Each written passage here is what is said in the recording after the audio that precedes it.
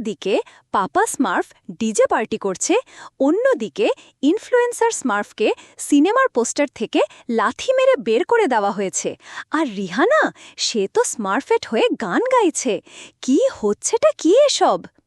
হেই guys, what's up? Curious স্টোরির আরও একটি ব্র্যান্ড নিউ এপিসোডে আপনাদের সবাইকে ওয়েলকাম।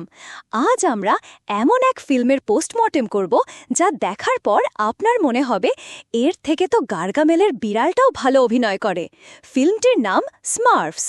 প্রায় 1 ঘন্টা 30 মিনিটের এই ফিল্মটি কি সত্যিই একটি ম্যাজিক্যাল অ্যাডভেঞ্চার, নাকি এটি একটি বোরিং কেয়টিক ম্যাস? কাদের এই ফিল্মটি দেখা উচিত আর কাদের উচিত তাড়াতাড়ি পালানো, সব জানতে হলে এই ব্রুটালি অনেস্ট রিভিউটি শেষ পর্যন্ত দেখুন।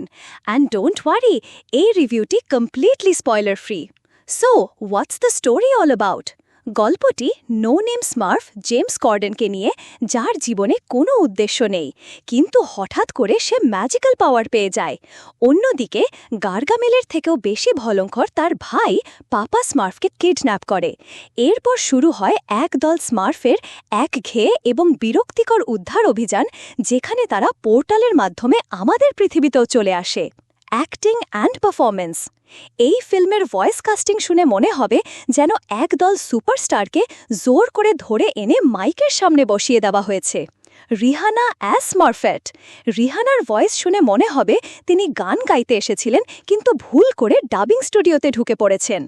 James Corden as No Name Smurf. তার চরিত্রটি এতটাই বিরক্তিকর যে আপনার মনে হয় গার্গামেল একেই আগে কিডন্যাপ করুক। Supporting cast. জন গুডম্যান, নিক অফারম্যানের মতো অভিনেতাদের ট্যালেন্ট পুরোপুরি wasted. Direction and screenplay.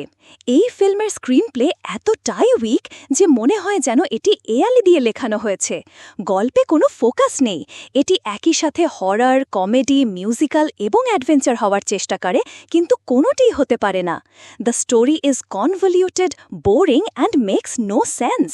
Cinematography and visuals. ফিল্মের অ্যানিমেশন খুবই ইনকনসিস্টেন্ট।